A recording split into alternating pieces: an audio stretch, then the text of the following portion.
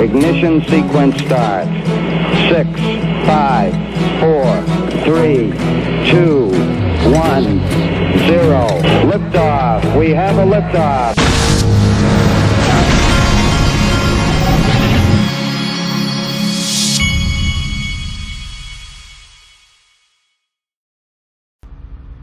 Hey everybody, this is the digital asset investor, and in the midst of all the lawsuits, the Coinbase, the Binance, the Ripple, look what's happened over the last, this is Coin Paprika, these are the return rates.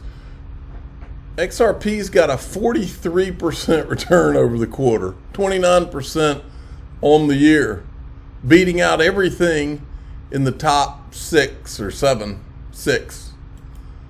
Pretty amazing. Now this guy right here is a Forbes contributor, and he wrote this article about ripple effects from the SEC suit.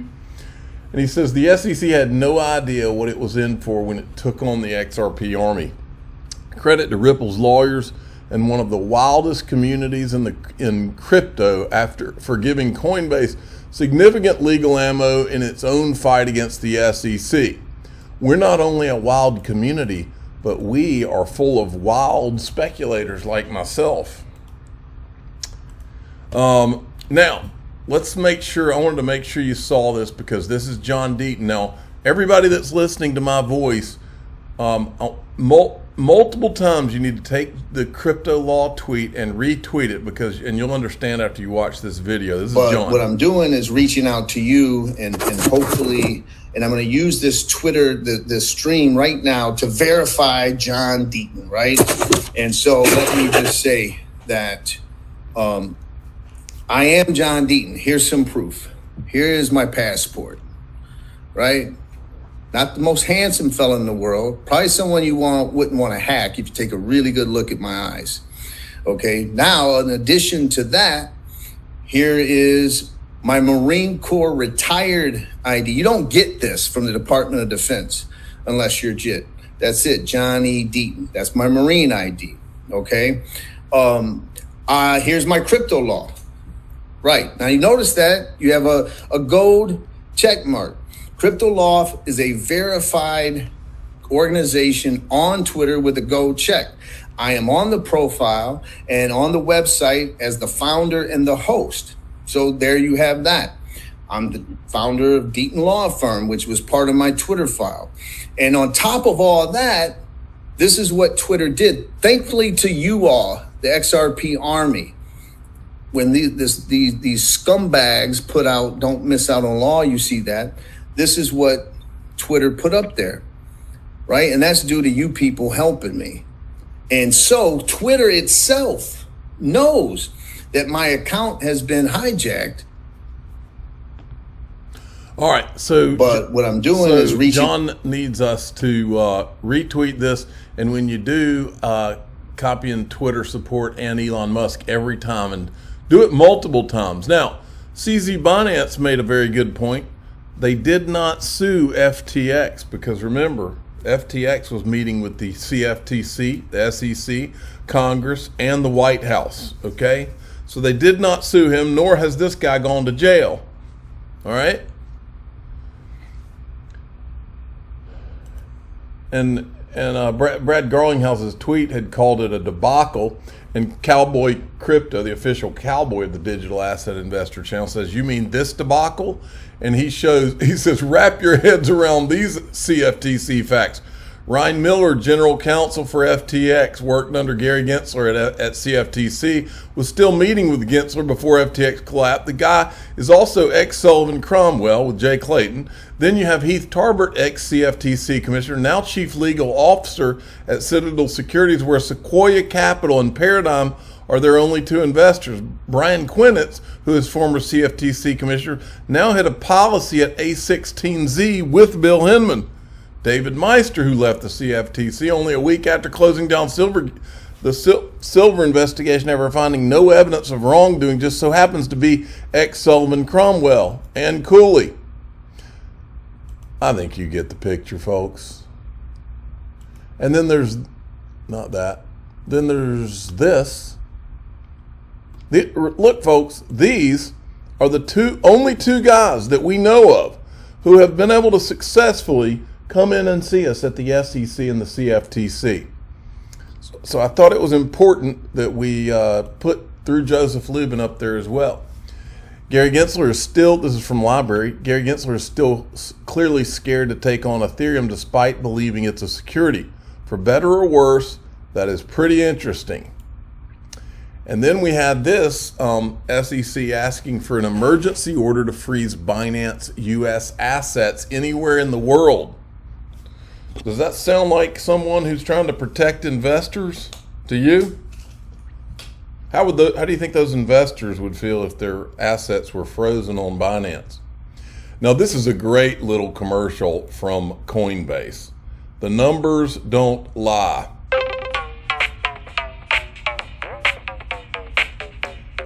Number of times we mentioned staking in our public S1 report. That was the one to go, I guess, to go public. 57. Times we met with the SEC in 2022 asking for guidance. 30. Percentage of assets we reject because they don't pass legal standards. 90. The year the test was written that the SEC uses to determine if tokens are securities, 1946. Tech jobs at risk of being driven offshore, 1 million.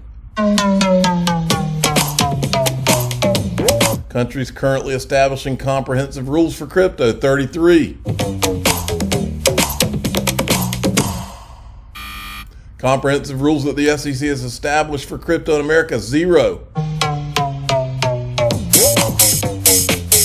Update the system. That's a great commercial. Now, Eleanor Terrence was listening to there was a hearing with the CFTC chairman. She said the three major themes of this 5-hour hearing, according to this representative: 1, there's uncertainty surrounding transition of digital assets from securities to commodities, and that uncertainty injures innovation and market activity in the U.S. 2, we are in need of a spot market regulator in the digital asset space. 3, the discussion draft legislation proposed by Patrick McHenry and that guy makes important and serious advancements, closing both of those gaps.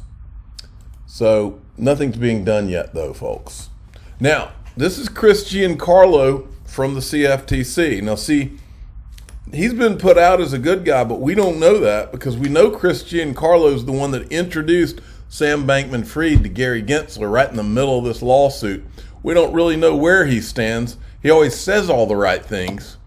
If we were to define a digital asset, how do you think it should be defined? And I'm going to leave that open for the whole panel, and then we'll go to jurisdiction next. But, Mr. Chairman.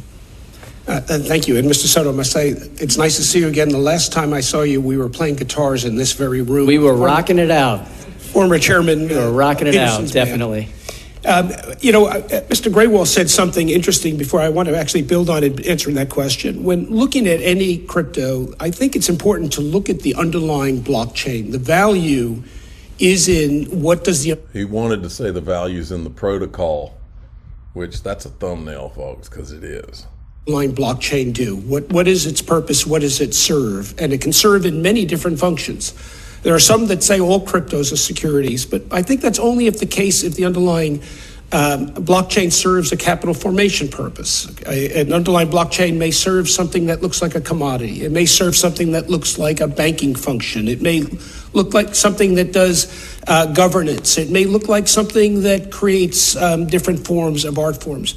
This technology doesn't easily fit into one simple box. And so the answer to the question lies in what is the purpose of the underlying blockchain? What purpose does it serve? And that's why it is challenging. And again, we commend, I think all my colleagues commend this committee for the very healthy first stab it's taken at this and to try to come up with some definitions that will work as a lasting legal framework that we can adopt. And Chairman, therein lies the problem, right? It could be a commodity, it could be a security, it could be a currency. Yep. Then we had this. Now, look, I don't just make fun of Anthony Pompliano for no reason. The reason that I make fun of Anthony Pompliano and do the pizza box thing and all that is because Anthony Pompliano is not dumb, but he intentionally does things like he does in this video clip about Ripple and XRP. He's not dumb. He does this intentionally. Like I've told you before, over the course of the last few years, there was an intentional effort by the people who are anti-Ripple and XRP to conflate the two, to just call it Ripple all the time when they know that XRP is a digital asset and Ripple is the company.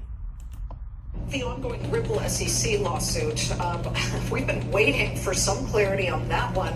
The SEC originally took aim, I believe it was its very first attack on crypto when it filed that against XRP, saying it was not a currency but rather a security. And do you foresee any sort of clarity on that particular lawsuit soon? Yeah, what usually happens in these situations is when the SEC comes forward with some sort of action, usually companies will either take one of two paths. They will either say, yes, we are going to settle and we're going to kind of choose a quick end to this battle, or they kind of dig their heels in and they say, look, we're going to go fight this in court. What appears to be the strategy of kind of XRP/Ripple, whatever the entity that you want to kind of describe there, is that they are choosing to go and debate it, to go and present their case. And so that can take a long time. XRP/Ripple. That's intentional. We know that he's not been intellectually honest because this was tweeted the 31st of August 2017. If you think Bitcoin went on a tear once CNBC and institutional investors learned about it, just wait till they discover Ripple XRP. I've always believed that some point after this is when the machine went in motion to do the Bitcoin Ethereum thing, and I think he joined the machine, and I don't know why. I don't know what the reasons were. Now, in the midst of all of this, folks, in the midst of the SEC going after everybody for all these tokens, and they haven't ever gone after the JP Morgan token, by the way. Breaking, JP Morgan predicts massive growth in demand for Bitcoin in anticipation of the halving. If you think, folks, I mean, the halving always sets things off, the anticipation of it.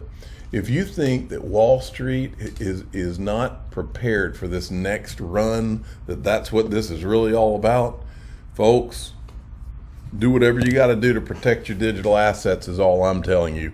And I personally will be accumulating because these people, they don't give two you-know-whats about you and me, the retail investor.